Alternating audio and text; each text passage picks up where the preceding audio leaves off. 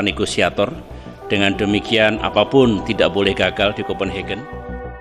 Dalam berbagai pidatonya, ia kerap menyebut guru sebagai pembentuk karakter bangsa. Bagi SBY, jika Indonesia ingin melangkah maju dan bersaing di tengah dunia yang berubah cepat, maka yang harus diperkuat terlebih dahulu adalah para pendidiknya. Karena gurulah yang menanamkan nilai, ilmu, dan disiplin sejak dini. SBY percaya bahwa kemajuan ekonomi, kestabilan politik, dan keharmonisan sosial dimulai dari pendidikan.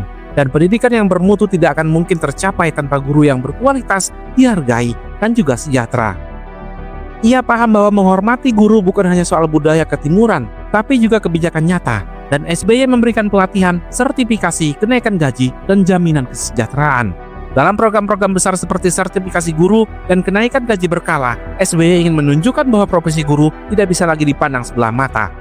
Di bawah kepemimpinannya, guru mulai disebut sebagai profesi yang terhormat, bukan sekadar pengabdian sosial. Bahkan, ia menginstruksikan agar anggaran pendidikan 20% dari APBN benar-benar dimanfaatkan secara adil, dan guru adalah bagian pertama yang ia prioritaskan.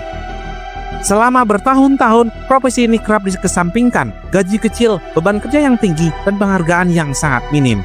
Di banyak pelosok, guru harus merangkap jadi penjaga sekolah, tukang cat, bahkan terkadang menjadi relawan tanpa bayaran. Di titik itulah saat SBY mulai memimpin, arah angin untuk dunia pendidikan mulai berubah. SBY tak datang membawa keajaiban, tapi ia datang dengan niat yang jelas, yaitu memperbaiki harkat pendidikan, dan itu berarti harus dimulai dari para gurunya.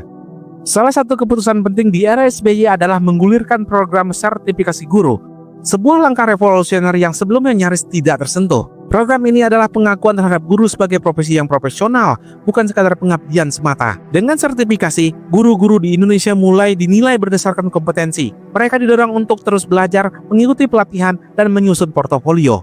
Timbal baliknya jelas, tunjangan profesional yang nilainya setara 1 kali gaji pokok. Bagi banyak guru, ini adalah momen yang mengubah hidup mereka. Guru yang semula harus bekerja sampingan sebagai petani atau penjual kelontong, mulai bisa fokus penuh di ruang kelas. Mereka punya semangat baru karena kerja keras mereka mulai dihargai negara secara nyata. Dan yang paling penting, murid pun bisa merasakan energi baru dari guru-guru mereka yang kini mengajar bukan karena terpaksa, tapi karena dihargai. Tak berhenti di sertifikasi, SBY juga melakukan kenaikan gaji secara signifikan bagi guru, termasuk guru-guru PNS dan juga perlahan menyentuh guru honorer. Pada 2004, gaji guru PNS berada pada kisaran 1 hingga 1,5 juta rupiah. Hanya dalam waktu 5 tahun, nilai itu melonjak 2 kali lipatnya. Ditambah dengan tunjangan sertifikasi, total pendapatan guru menjadi lebih layak. Kebijakan ini menjadi titik balik. Guru tidak lagi dipandang sebelah mata. Mereka mulai mampu membeli rumah, menyekolahkan anak-anak mereka ke jenjang yang lebih tinggi. Bahkan beberapa akhirnya bisa melanjutkan studi pasca sarjana, yaitu hal yang sebelumnya hanya mimpi bagi mereka. Perubahan ini juga berdampak psikologis. Rasa percaya diri guru meningkat.